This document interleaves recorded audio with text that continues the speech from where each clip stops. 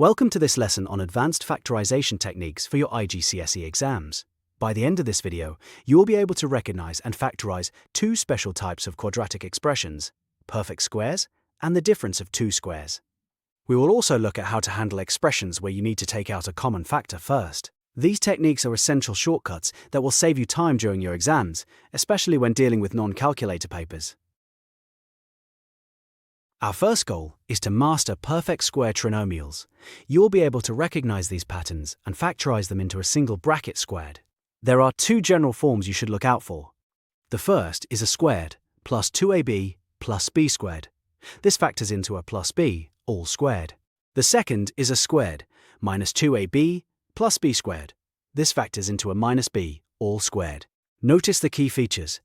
The first and last terms are always perfect squares, and the middle term is exactly twice the product of the square roots of those terms. Let's look at how we identify a and b in a real expression. Let's apply this to an exam-style question. Suppose you are asked to factorize the following expression: x squared plus 10x plus 25. First, let's check if the first and last terms are perfect squares. X squared is clearly the square of x, and 25 is the square of 5. Now, we check the middle term. Is the middle term 2 times x times 5? Yes, it is exactly 10x. Since it fits our pattern perfectly, we can write down the answer immediately. The factorized form is x plus 5, all squared. You've just factorized a perfect square trinomial. Now, let's look at one that appears slightly more complex, involving a coefficient for the first term. This is a common way IGCSE examiners test your recognition skills. The expression is 9x squared minus 12x plus 4. First, let's identify the square roots of the end terms. The square root of 9x squared is 3x. The square root of 4 is 2. Now, let's check the middle term. It needs to be 2 times 3x times 2. That gives us 12x. Since the middle term in our expression is negative, we know we are looking at the second pattern we discussed. So, the result is 3x minus 2, all squared. Always remember to check that middle sign. If it's negative, the sign inside your bracket must be negative too.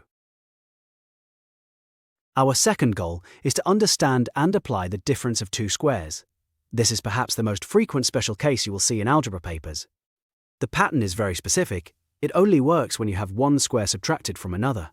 The formula is a squared minus b squared equals a plus b, multiplied by a minus b. Notice that there is no middle x term here. That is your biggest clue. When you see two squared terms with a minus sign between them, you should immediately think of this pattern. Let's look at a classic IGCSE example that often trips students up because it involves both a number and a variable. Factorize 16x squared minus 81. First, we identify our two terms. The first term is 16x squared. The second term is 81. Are they both squares? Yes. The square root of 16x squared is 4x, and the square root of 81 is 9. Because there is a minus sign between them, we use the difference of two squares formula. We simply take the two roots and put them into two brackets, one with a plus and one with a minus. So the answer is 4x plus 9 times 4x minus 9. Finally, let's look at a hidden special case. In many IGCSE questions, you might look at an expression and think it doesn't fit any pattern. This is often because there is a common factor hiding the special square. Take a look at 3x squared minus 75. At first glance, 3 and 75 are not perfect squares. However, always check if there is a common factor first. Here, both numbers are divisible by 3. If we factor out the 3, we are left with 3 times the quantity x squared minus 25. Now, look inside the bracket. Does x squared minus 25 look familiar? It is the difference of two squares.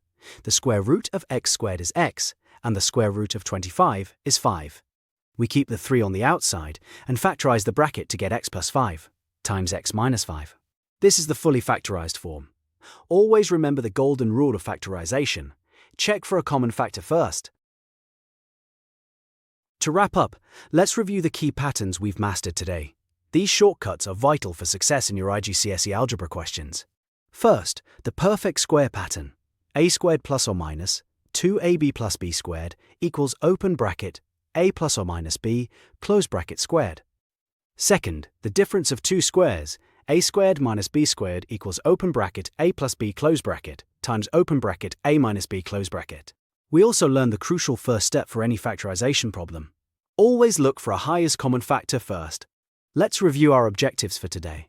We learned to identify and factorize perfect squares. Check. Identify and factorize the difference of two squares. Check. And solve multi-step factorization problems by removing common factors. Check. By recognizing these structures, you can solve complex-looking quadratics in seconds. Keep practicing these patterns, and you will find your exam speed and accuracy improve significantly. Good luck with your studies.